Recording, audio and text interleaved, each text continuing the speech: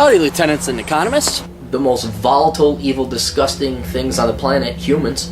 If you have a video request, you can always go to assholeconsulting.com. Yeah, I am gonna charge you, kids. And that is the importance of not fucking up. You are such an asshole!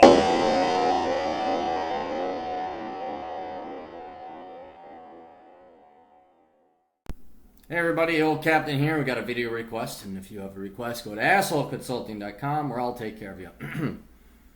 Hi Aaron, this comes from someone who English is not the native language, so forgive the syntax or the grammar or whatever you want to call it. Hi Aaron, I've been following your YouTube video for a couple of months now. I have been working for 7 years for a financial services call center, making $21 per hour plus bonus. The company has increased my workload in the past month, caused my vocal cord deterioration. I cannot write proper English grammar, and I also have a heavy accent.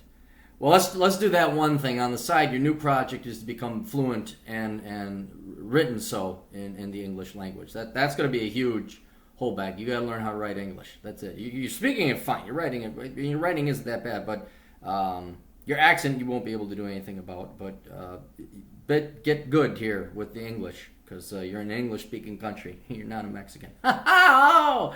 Anthem's going to be easy. Hey, what's going on? It's funny because it's true. I speak Chinese very well, but it's almost possible to find another position that can use my language skill in Texas. I know I should move to find another position. No, I'm sorry. I know I should move to a different state to find jobs. I am managing 3 duplexes since 2008. So you're managing, you do not own them. Earlier this year, I hired a property manager to take care of 2 duplex. I still am managing one myself, which ties me down to this location. Even though I owe nothing to the bank, but bad tenants, property tax, insurance, and maintenance costs makes the rental income unpredictable. Okay, so you do own it. I save up. Okay, so you own them outright. That's great. You own them outright. I save up $150,000 in a 401k, $40,000 in a traditional IRA, $15,000 in a Roth IRA, $20,000 in operation reserve for my rental business. See, you Americans could learn something here from doing what's called math. She's spending less than she makes. I know all of you with your degrees and your master's degrees over at the fucking Ivy League. This is very complicated shit, and I know all your economists gods are borrowing money and pissing away and spending. But you could learn something from this woman. And I have a $40,000 emergency fund. I invest in various investments. Those positions are quite risky, but my 401k are quite diversified. As a childless 37-year-old minimalist woman living in half a duplex with her truck driver boyfriend, should I just retired, but I am afraid running out of money. I don't want to live so close to my tenant. Should I buy another house which will wipe out all my savings? No. No. Should I get a truck? No. Do you need a truck? You don't need a truck, do you? I mean, I don't know where the truck comes in. Should I just sell all my investment prices, go to a different state and start over? I've been in Texas for 15 years, never lived in different parts of the U.S. Should I start a new career, a new business, maybe a family before I get too old? It's a little... We're getting there. I don't know what to do. Even though I never liked children. Well, then don't have a family. Traditionally, I was supposed to find a husband who could support. Fuck what tradition tells you. Tradition says I should have been going to church and become a pastor. Fuck that shit. No, you don't. Take care of it. It hasn't happened. Starting to realize it might never happen based on previous experience with my relationship. That's fine. If you don't want children, you don't want children. There's nothing wrong with that. My current boyfriend is 11 years older than me. He has no debts, no savings. His kids are grown. He wants to quit his job to travel with me. He's a minimalist who could afford to job hop and always find a way to make ends meet. I am concerned that I might have to support him one day and still end up a lonely old lady. Well, okay, right there, nearly all women end up lonely and old because you live longer than us and you marry older. So yeah, get used to that. Go to a nursing home. I visited several nursing homes, and it's nothing but women. It's because you girls put us in an early grave. If you want your husband to be around the longest, support him, and not like financially support him, but take care of him, be nice to him. Don't nag him. Don't fucking drive his blood pressure up. And stay in shape. Really, honestly, you want to see how many guys have depression and mental health problems and die early? Let's run a correlation between wives who gained weight and how long the men survived after. What's your opinions, advice, etc.? Okay, here's the deal. First thing you need, you shall not retire now. You will not. Because even though it's very impressive the amount of money that you have saved up, and that is not enough for you to retire. Now, that does not include your rental property, but that's going to be a separate thing. We'll maybe, you can use that as a different kind of tool or asset. But right now, roughly $200,000 in savings is not enough. Now, I'm going to put a website down below. That's a retirement calculator.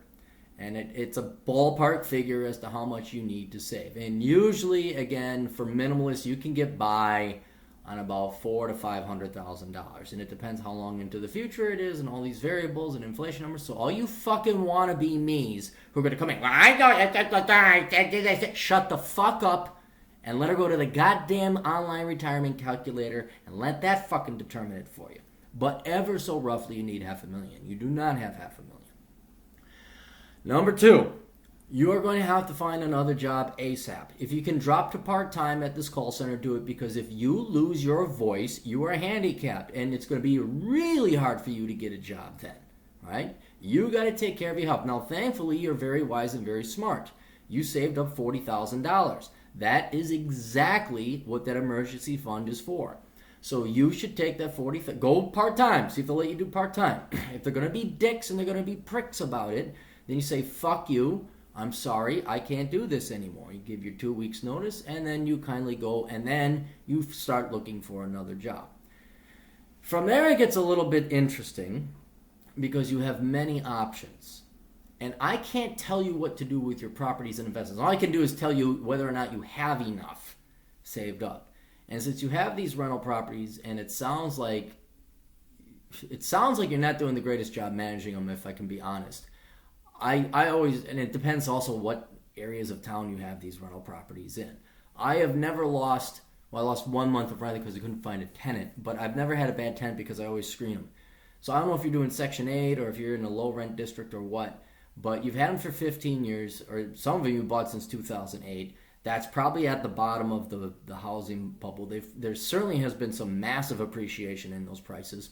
And if you were to sell them, you would probably get a significant capital gain. That would allow you to go somewhere else, maybe find a job elsewhere in the country and start anew. You could buy probably a nice small little condo, and depending on, if you move to San Francisco, well, that's not going to buy you shit. But you move to some other small town in South Dakota, Florida, or whatever, you would have enough to buy a rental property, probably cash. Again, it depends on pricing. And then another house outright, small one that you and your boyfriend could live in. And you probably also want to talk to him. I'm sure he has a region or a zone that he drives in, him being a truck driver. So you guys would have to figure out where. But that's not a bad idea. That's not a bad idea. I mean, you've only lived in Texas your entire time that you've been here in the United States. Sounds like you're kind of tired of it. Sounds like you're kind of and life is not meant to stay in one place. It's just my opinion. You can do whatever you want.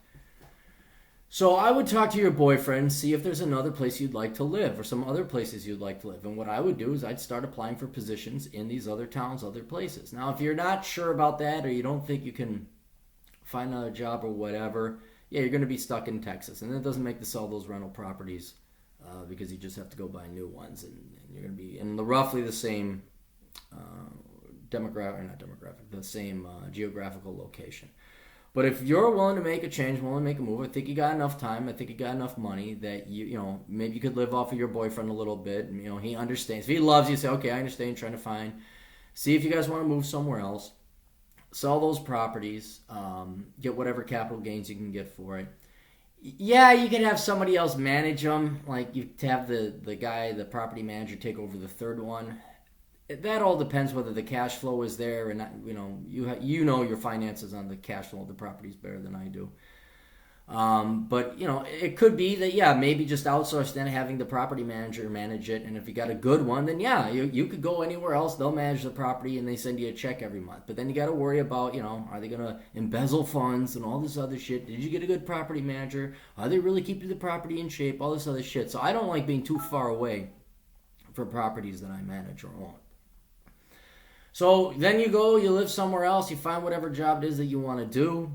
It doesn't have to be a lot, but over time then you start aiming for having that $500,000 or whatever number that it is that you calculate on your online retirement calculator. Of course, that's going to change depending on how long you live, when you want to retire, but you can kind of get some ballpark figures. But what you're going to do then is you're going to take your property investments, whether you still hold on to them in Texas or whether you've sold them and then now you have cash and you're going to reinvest them in new properties or wherever you may reinvest them. You're going to add all your retirement savings to it, and then you'll say, okay, how close am I to retirement? But you're 37, and here's the thing. Even if you did have that magical $500,000, retiring at 37, well, now you got to last almost 60 years in the field retired. You need more than $500,000 to retire then. So what you're going to just have to keep on working, and it doesn't have to be a sucky job. You guys don't have kids. You guys have equity. You live cheaply, but you don't start dipping into your retirement savings at 37. And on top of it, you can't retire. You can't dip into your IRAs and 401ks until you're 59 and a half without incurring some kind of retirement penalty, the 10% penalty.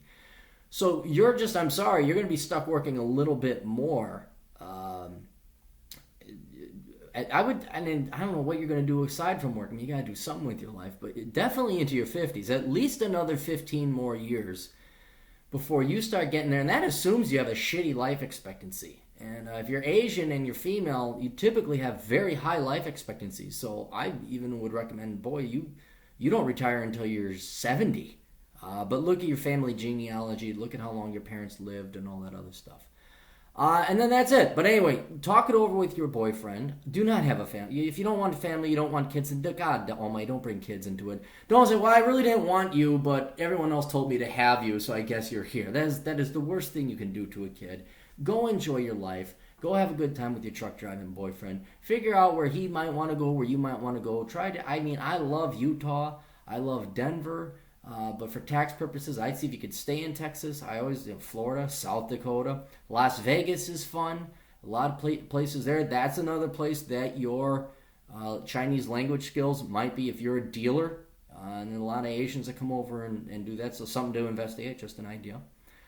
But yeah, you're not done yet. You're not going to retire. So anyway, best of luck. Wish you and your truck driver boyfriend the best. Toodles.